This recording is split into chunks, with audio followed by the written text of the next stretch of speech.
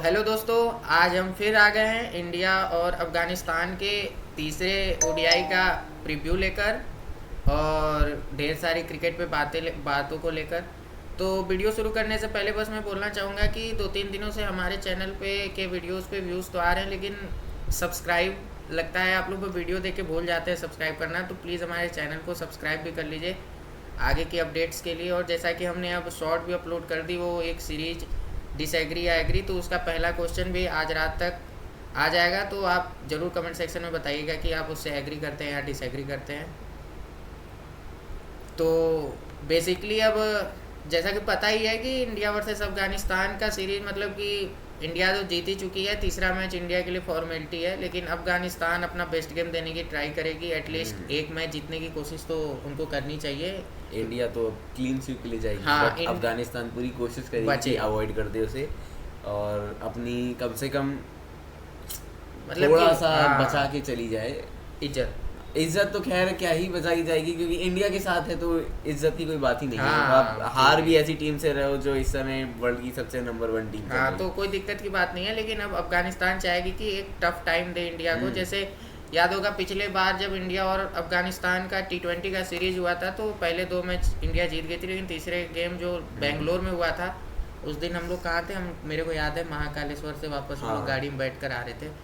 तो 2024 में हाँ, तो मतलब कि हम टूर पे थे, तो उस मैच में टफ टाइम दिया था, सुपर ओवर तक मैच गया था। तो मतलब कि वैसा ही कुछ एक कम्पिटिटिव गेम दे कि लोगों को देखने में भी मजा आए, क्योंकि अब तक तो सिर्फ इंडिया की बैटिंग ही चल रही, डोमिनेट कर रही है। लेकिन क्या लगता है कि कल के मैच में शायद ऐसा हो भी सकता है, क्योंकि कल का मैच चेन्नई में है। हाँ, और अफगानिस्तान के पास देखा जाए तो ज्यादा अच्छे स्पिनर्स हैं। हाँ, उन्होंने एक अल्लाह गजनफर को अच्छा ऐड किया है। मोहम्मद नबी वी ऑल नो की 42-41 की ईयर की ओल्ड में खेल रहे हैं। राशिद खान का तो मतलब ही नहीं है, वर्ल्ड क्लास बॉलर है, तो वो तो हमेशा चिपिंग करेंगे ही। खैर पिछले भी मैच में उन्होंने बॉलिंग तो अच्छा ही करी थी, जहाँ सारे लोग और पिट रहे थे। तो जैसा कि आपको पता है, हमारे वीडियो के पहले सेगमेंट में हम आपको ग्राउंड के बारे में थोड़ा बताएंगे। We all are familiar about this ground. Chennai का चिदम्बरम स्टेडियम है, खाला दर्शनम इस बार दर्शक करना चाह रहे थे, लेकिन उस ग्राउंड में हुआ नहीं। एक लास्ट वाले मैच में इतनी रील कटी कि धोनी अब ग्राउंड में भी आ चुके हैं, धोनी अब गाड़ी से भी उतर चुके हैं, लेकिन धोनी ने सबकी मार रखी और धोनी अपना दर्शन सिर्फ प्रैक्टिस मैचेस में रील्स के थ्रू देते रह गए। और हमारा ये दोस्त और आपका ये एनालिसिस करने वाला जो भी वीडियो के इस साइड है, ये भी चेन्नई के लिए मैचेस इसलिए देखता था कि धोनी का दर्शन कर ले। इधर दिल्ली की टिकट भी अपन करने की सोच रहे थे, लेकिन जब वो चेन्नई को ही प्रायोरिटी नहीं दे रहा था, तो इधर कैसे आता। तो इस बार धोनी के दर्शन नहीं हुए। आप की तरह फिर से 18 या 20 साल हो गए आईपीएल को। 19 साल के इस आईपीएल जर्नी में मैंने आज तक चेन्नई का मैच नहीं देखा। तो देखने की कोशिश थी, लेकिन खाला दर्शन ही नहीं होने थे, तो आप देखा। अब अगर चेन्नई का मैच नहीं देख सके, तो कम से कम आप इसकी दूसरी वे जो ये यूट्यूब पे क्रिकेट का एनालिसिस करने वाला बनना चाह रहा है, तो इस चैनल को ग्रो कराने में मदद कर दे, यही कर दीजिए। बाकी आते हैं अपने ग्राउंड पे। तो ग्राउंड में क्या क्या आप नोटिस किए? देखिए यहीं से दिख रहा है कि 80% आपने बताया था, लेकिन इधर तो 84 हो गया। टेम्परेचर 30 डिग्री रहेगा दिल्ली जैसे जिधर हम रहते हैं, उस हिसाब से तो ठंडा है अभी का। अगर हम कल के हिसाब से देखें तो ह्यूमिडिटी दोपहर के टाइम पे तो कम ही हो जाएगी और शाम तक आते आते बढ़ जाएगी। इस टाइम तक देखिए उम्मीद है कि 84% ह्यूमिडिटी रहे।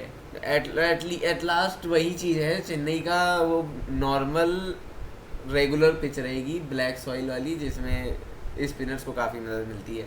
तो बस वही है, इसमें एवरेज स्टार्टिंग में बॉलरों को होती है पेस, लेकिन तो सब मतलब कि एवरेज फर्स्ट इनिंग स्कोर दिखा है इसमें 234 रहा है, लेकिन जान रहे मॉडर्न डे क्रिकेट में 234 दिखा रहा है। तो अगर इंडिया पहली में खेली तो फिर तो ज्यादा जा सकता है, अच्छे स्कोर की हम लोग उम्मीद करते हैं इंडिया से। लेकिन ये भी हो सकता है कि अब सब सारे कोई ना कोई गेम खराब चलाता है, तो क्या पता कि वो गेम किसी का खराब हो। और अगर गिल का खराब हुआ, गिल या ईशान में से किसी एक का खराब हुआ, तो हमारा स्कोर हो सकता है 60-70 रन कम ही हो जाए। अच्छा, तो वो तो अभी कुछ देर बाद भाई का प्रेडिक्शन अभी चल रहा है, तो अपने प्रेडिक्शन से बता देंगे कि कौन चल रहा है और क्या कहते हैं कि किसका कितना रन आने वाला है।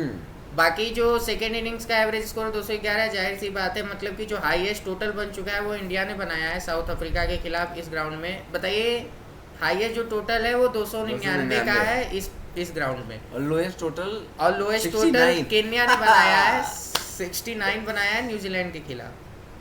हाईएस्ट चेज जो हुआ है वेस्ट इंडीज ने किया है, और जानकर हैरानी होगी कि इंडिया के ही खिलाफ किया है, वो भी 8 विकेट से जीती है। 8 विकेट से जीता ये गेम। थोड़ा हुआ था ये शायद 2018 की सीरीज हाँ। हुई थी, तब में शायद हुआ था, जिसमें पार्टनरशिप लग गई थी, ऊपर से शेव हो गया कि वही है। टीमें थोड़ी सी बैलेंस हुआ करती थी, अब तो एकदम इंडिया बहुत आगे निकल चुका है। और जो सबसे कम स्कोर डिफेंड किया वो इंग्लैंड ने किया है साउथ अफ्रीका के खिलाफ, 171 रन पे ऑल आउट कर दिया। इसमें शायद हम सोच सकते हैं कि इंग्लैंड बहुत अच्छा ना खेली हो, साउथ अफ्रीका खुद ही चौक हो गई होगी। तो जो पहले बैटिंग जो करता है वो 43% इधर मैच जीतता है, और बॉलिंग सेकंड के बाद ड्यू का थोड़ा बहुत फैक्टर हो जाता है, और पिच भी तो समझ में आने लग जाती है बैट्समैन को। तो 48% तो वही है, जो भी मैच का टॉस जीतेगा तो बॉलिंग लेगा, और 50% चांस है कि वो जीत भी जाएगा। देखिए अगर, लेकिन बड़ी चीज ये है कि यहाँ पे पेसर्स ने विकेट ज्यादा लिए हैं। क्योंकि यहाँ पे मेरे ख्याल से बैट्समैन को पहले से पता रहता है स्पिनिंग ट्रैक है, उसमें थोड़ी बहुत गलती करेंगे तो पिल जाएंगे, इसलिए स्पिन को बहुत ही ध्यान से खेलेंगे, सोच समझ के खेलेंगे। विकेट के पीछे धोनी भी तो नहीं है कि स्पिन डोमिनेंस दिखा दे वो अपने कप्तानी वो स्टंपिंग वाला खेल हो नहीं पाएगा, तो फंसा के फायदा क्या है। सब खेल होगा। झारखंड का ही विकेट, भाई झारखंड का विकेट, बिहार का, सॉरी। ठीक है, तो मतलब कि कुल मिलाकर यही है कि कल हम लोग आते हैं स्क्वाड पे। मतलब कि ठीक है, मैच होगा, इंडिया मोस्ट प्रोबेबली फिर से फेवरेट है इस गेम के लिए। अब हम देखना चाह रहे हैं कि चेंजेस क्या क्या हो सकते हैं। तो जो हम लोग की वीडियो बनाने से पहले अभी प्रेस कॉन्फ्रेंस हुई, तो उस हिसाब से मतलब कि बताया गया कि अर्शदीप सिंह रेस्ट कर सकते हैं, उनकी जगह पे एक नई न्यूज आई है जो तुमको भी शायद मिस कर गए हो ऑफिस के चक्कर में, कि हर्षित राणा को फिट होने के बाद ओडीआई के स्क्वाड में ले लिया गया है। हाँ, ये मैंने देखा है। अच्छा, लास्ट कि why Harshit Rana was initially not in the squad, but अब है। हाँ, तो इस वजह से पहले नहीं थे कि चोट की वजह से बाहर हो गए, लेकिन अब एक चीज कंफर्म हो गई है कि गौतम गंभीर और पूरी इंडियन मैनेजमेंट का, बीसीसीआई का, हर्षित राणा के पीछे बैकिंग बहुत है। हर्षित राणा को वो चाह रहे हैं कि इस बचे हुए जो भी 12-13 महीने हैं, 14-15 महीने हैं, तब तक एक अच्छा बॉलर नहीं ऑलराउंडर बना दे।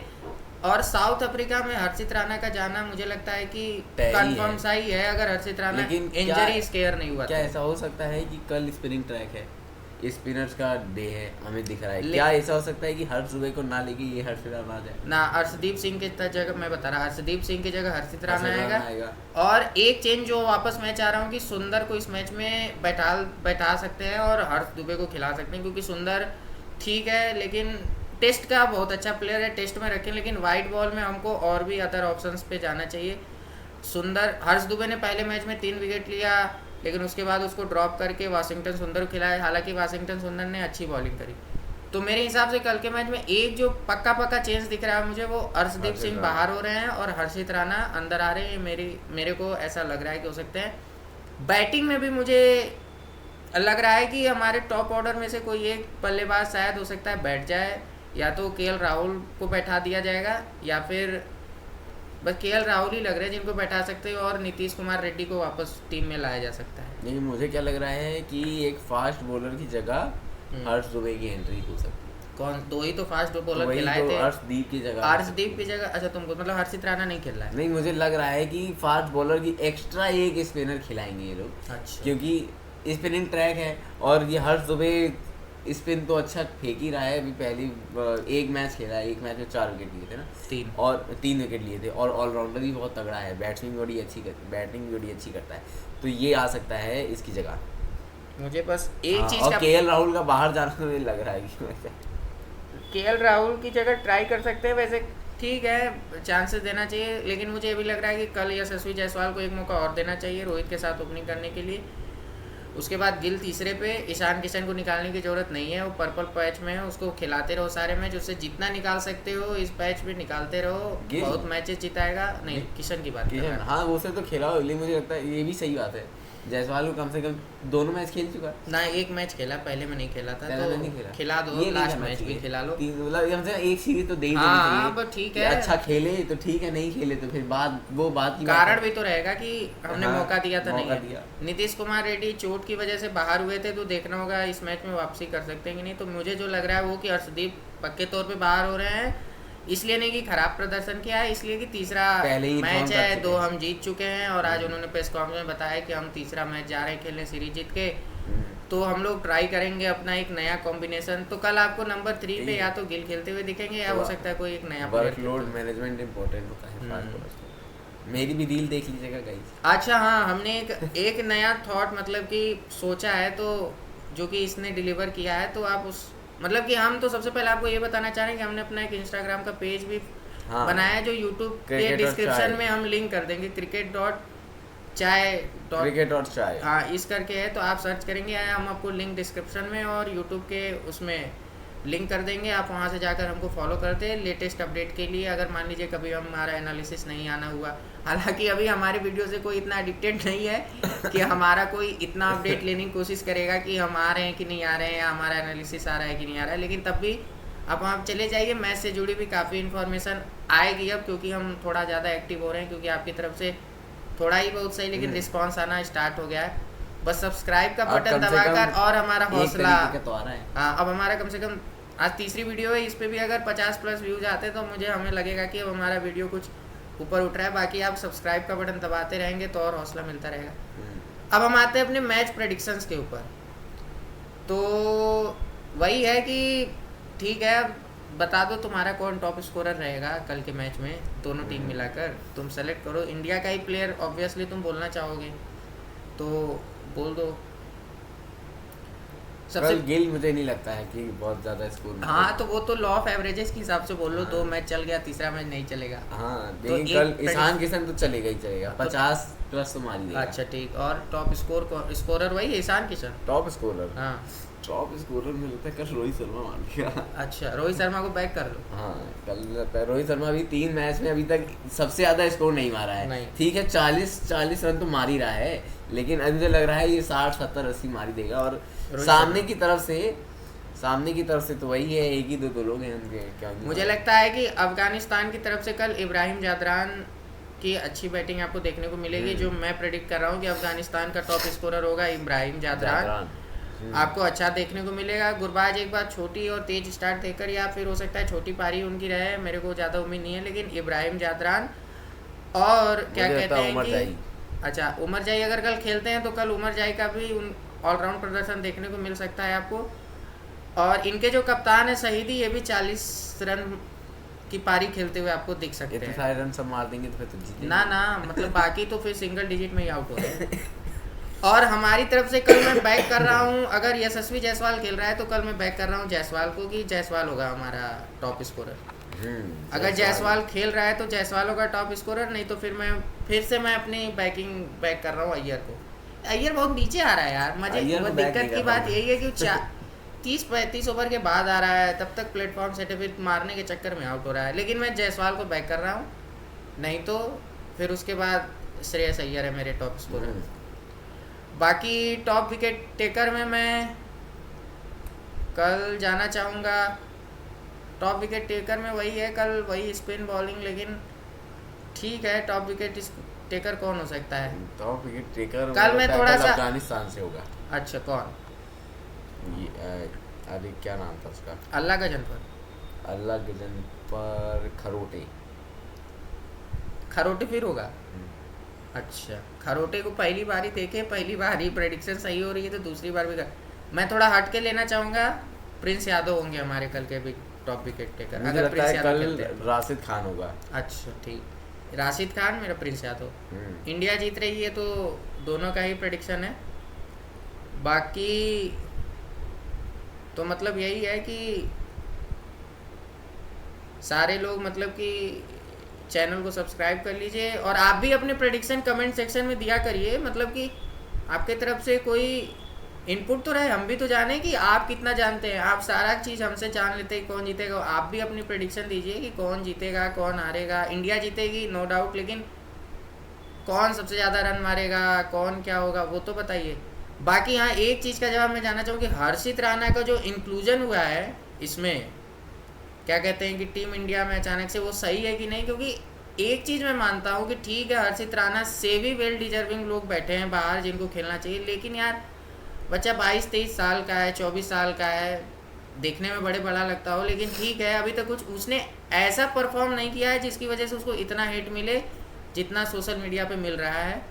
बैकिंग है टीम पे गौतम गंभीर, जिसको हम और आप सब जानते हैं कि उनको एक चीज़ ऐसा हमेशा चाहिए जिस पे ठप्पा लग गया हो कि हाँ, this thing has done by Gautam गंभीर, ऐसा कुछ उनको सेंटेंस चाहिए। तो वो एक प्लेयर बनाना चाह रहे हैं, 2-3 प्लेयर बनाना चाह रहे हैं, एक सुंदर को वो बनाना चाह रहे हैं, एक हर्षित राणा को वो बनाना चाह रहे हैं। तो अब जब तक ये बच्चे खेल रहे हैं, खेलने दीजिए, अच्छा ही करेंगे। एट द एंड इंडिया को जीतने से मतलब है, इंडिया को जिताएं। अभी तक हर्षित राणा ने कोई इतनी खास बुरी परफॉर्मेंस नहीं की है जिस लेवल पर उनकी ट्रोलिंग हो रही है बिना वजह की। अभी इंजरी से आया तो हो सकता है कल उसका गेम भी अच्छा ना हो, होपफुली अच्छा जाए, लेकिन हो सकता है कल अगर खेले तो उसका गेम अच्छा ना जाए क्योंकि इंजरी से आया। तो बैसिंग नहीं करनी है बिना मतलब की। हाँ ठीक है, हर्षित राणा। तो ये तो रहा हमारा इंडिया और अफगानिस्तान का प्रीव्यू। तो आप अपने प्रेडिक्शन बताएं। और जी एक थोड़ा सा अच्छा मैच चल रहा है, रिटायरमेंट टेस्ट मैचेस, जो हमारा जो रियल गेम होता है ऑफ क्रिकेट, वो चल रहा है न्यूजीलैंड और इंग्लैंड के बीच। और न्यूजीलैंड बहुत ज़्यादा कमांडिंग पोजीशन में लग रही है। अच्छा, दिन का ख़त्म भी हो गया हमारे वीडियो बनाने तक। तो न्यूजीलैंड डोमिनेट कर रही है अभी तक। ये पहला दिन इक्वल रहा, दूसरा दिन न्यूजीलैंड जीती, तीसरा दिन भी आज न्यूजीलैंड ले गई। और ग्लेन फिलिप्स, तुमको पता है ग्लेन फिलिप्स को एक बाउंसर मारी आर्चर ने, उसके बाद उसने डगआउट से सन ग्लासेस मंगाए। हाँ। अब वो सन ग्लासेस पहनकर वो बंदा आर्चर की लास्ट के 15 मिनट के बाउंसर्स को झेला है, उसके बाद अगले दिन बैटिंग करने आया है और लाजवाब सेंचुरी मारी है। अच्छा, वो तो उस दिन मार दी थी। हाँ, आज मार दी थी। तो आज के दिन की शुरुआत होती है इनकी यहाँ से, जब स्ट्राइक पे होते हैं जॉर्डन कॉक्स और चोपड़ा आर्चर 11 गेंद में 0 रन बनाकर खेल रहे होते हैं और कॉक्स 22 रन पे होते हैं। जॉर्डन कॉक्स वही आरसीबी के बेंच पे बैठा हुआ प्लेयर था, फील्डिंग करने आता था। तो इन्होंने कुछ इनिंग की स्टार्टिंग मिली इनको, 27 रन इन्होंने मारा, लेकिन ज़्यादा देर टिक नहीं पाए। आर्चर भी अपनी बैटिंग को बहुत बैक करते हैं, लेकिन 8 रन पे। लेकिन ये मैथ्यू फिशर जो बहुत टाइम बाद, तुमको बता दें, इंग्लैंड की टीम में वापसी कर रहे हैं, इन्होंने 77 बॉल पे 50 रन, जैसे काइल जेमिसन ने उधर से 41-44 रनों की नॉक खेली, उसी को लगभग टक्कर देता हुआ एक 50 रनों की नॉक खेली। जॉश टंग 1 रन पे आउट हो गए। और ये सोनी बेकर करके इनका डेब्यूटंट है जॉर्डन कॉक्स के साथ इस मैच में 2 नए डेब्यूटेंट थे। तो इन्होंने 36 गेंदें ज़्यादा खेली, 4 रन बनाए। तो बाय द वे, जब नीचे से एक 50 रन की पारी आती है तो लगता है कि टीम कमांडिंग पोजीशन में होगी, लेकिन 291 पे सिमट गई। जब न्यूजीलैंड दोबारा बैटिंग करने आती है तो इनके पास लीड रहती है अच्छी खासी। और कितने अभी ये 352, उसने बताया ना, निकल्स ने मार दी, 352, हाँ 352 रनों की लीड है न्यूजीलैंड की। और लगभग अब 100-150 रन, 200 रन तो यहाँ से, और 100 रन तो मिनिमम मारेगी, तो 450 से ऊपर का टारगेट मिलने जा रहा है इंग्लैंड को। और इंग्लैंड वर्ल्ड स्टेज पे रेड बॉल क्रिकेट में हमेशा अपने आप को दिखाती है कि they all are, Brendon McCullum, Ben Stokes, Joe Root, all are ready to chase anything above 500। यहाँ तक कि वो हम खेल रहे थे हेडिंगली में एक टेस्ट मैच, आपको याद होगा सीरीज में, वहाँ पे एक बयान आया था किसकी तरफ से, तो we are ready to chase 600+ runs, we are ready for that target. और इनसे लास्ट मैच में मोहम्मद सिराज नहीं चला गया था। और अब न्यूजीलैंड ने गट्सी बैटिंग दिखाकर अब आपको टारगेट दे रहे हैं, आप चेस करना चाहते हैं, आप बेसबॉल को बैक कर रहे हैं तो आप चेस करिए। तो क्या हुआ न्यूजीलैंड की सेकेंड इनिंग में, टॉम लेथम इनके कप्तान जल्दी आउट हो गए, आर्चर इनको शुरू में दोनों को जल्दी आउट कर दिया। लेकिन उसके बाद हेनरी निकल्स, जो कि the big man Kane Williamson के शूज़ को फिल करने के लिए नंबर 3 पर आए, बहुत बड़ा टास्क इनको बोला गया है न्यूजीलैंड के डिपार्टमेंट के द्वारा, बहुत बड़ी रिस्पॉन्सिबिलिटी दी गई है। तो उन्होंने अपने दूसरे ही इनिंग में, मतलब कि ऐसे तो टेस्ट मैच बहुत खेले हैं, लेकिन विलियमसन के रिटायरमेंट के बाद अपनी दूसरी इनिंग में उन्होंने 119 रन की पारी खेलकर इस, मतलब कि वो नहीं, मतलब कि बताया सही बात है कि जैसे अपने यहाँ मान लो ऐसा हो कि विराट कोहली का रिप्लेसमेंट कोई आया हो, हाँ, तो ठीक। उस टाइप का किरदार का रिप्लेसमेंट होने के बाद अच्छी बैटिंग आप ना करें हाँ, तो बड़ी दिक्कत होती है। लेकिन आपके ऊपर इन्होंने- एक प्रेशर रहेगा कि आप हाँ। केन विलियमसन के नंबर पर आए हैं तो कैसा खेलेंगे, आपकी निगाहें रहती हैं। न्यूजीलैंड छोटा देश है, उतने प्लेयर अच्छे प्लेयर्स बनाती जितनी बनाती है, तो Henry Nicholls is one of them. 119 की पारी खेलते हुए नॉट आउट हैं। रचिंद्र रविंद्रा जो इंडिया के खिलाफ बहुत चलते हैं, इस पूरी सीरीज में इनकी ये पहली इनिंग है जो बहुत अच्छी जो गई है, ठीक 76। इनको बेथल ने LBW किया, बेथल का इस टेस्ट मैच में चौथा विकेट है। डेरी हम्म। मिचेल 32 रन पे नॉट आउट खेल रहे हैं, ये भी अच्छे क्या कहते हैं कि बैट्समैन है इंडिया के खिलाफ, अभी ODI सीरीज में अच्छा खेले।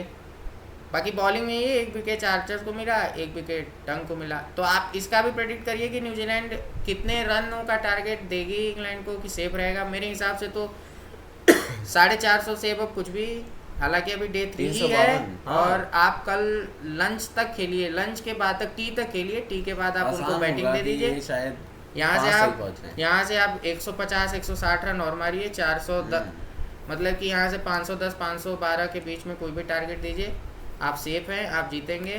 और WTC के पॉइंट्स टेबल में वैसे भी न्यूजीलैंड दूसरे या तीसरे नंबर पे है जहाँ तक मेरे को याद आ रहा है। तो इंडिया के लिए तो थोड़ा सा ख़राब है न्यूजीलैंड का इधर जीतना, क्योंकि इंग्लैंड जीतती तो नीचे है, तो नीचे से ऊपर आती, लेकिन कुछ कर नहीं सकते। लेकिन अब कुछ कर नहीं अच्छा सकते। प्रदर्शन करेगी तो जीतेगी, हम भी न्यूजीलैंड- चलेंगे तो हम भी जीतेंगे। हमको पिछली बार न्यूजीलैंड हराई थी घर में आगे 3-0, अब हम उनको इस बार जाएंगे 2-0 हराएं, ऊपर उठे हराकर मैच। इन सब के भरोसे, दूसरे टीम के भरोसे जाने का कोई मतलब नहीं है। कि ये टीम को क्या कर दे तो मैं फाइनल में पहुंच जाऊं। तो इस तरह हमको कैलकुलेटर नहीं, पाकिस्तानी हाँ, जीवन ऐसे नहीं जीना जीते है, तो क्या हम लोग को जीते? जीतना है थू अपने है गेम ऐसे से। जीत पे।